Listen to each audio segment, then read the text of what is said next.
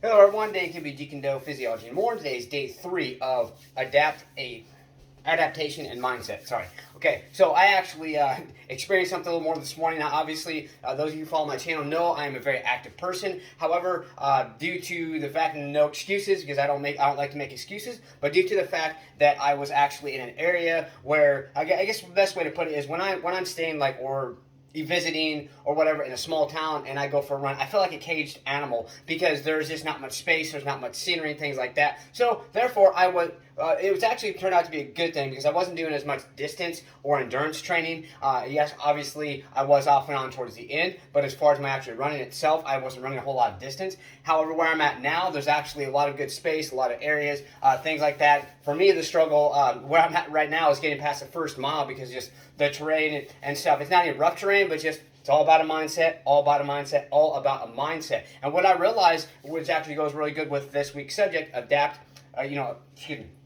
adaptation and mindset, is even when you're somebody like me who's been consistent for so long, once you change your training and you shift your focus, shifting it back to a little bit different area is actually going to be difficult. For instance, Monday and today I actually went for a little bit, not only a little bit longer run, I included some hills because there's actually more hills around the area where I'm at now, and I included some more distance, and I increased the intensity by increasing my pace. And I tell you what, to talk about adaptation, I really realized that I need to really adapt myself back to the mindset of, hey, endurance training, more distance and things like that, because I know the benefits of it, especially in life, especially in health, and especially in my martial arts training. It is extremely important as a martial artist to obtain that endurance, obtain things like that. So even, I'm not just talking about, just obviously mentality. Yes, you want to adapt the right mindset, but even the physicalities. But by the physicalities, you also need to have the right mindset. And once you change your mindset to a certain way, you are still going to have to adapt or re-adapt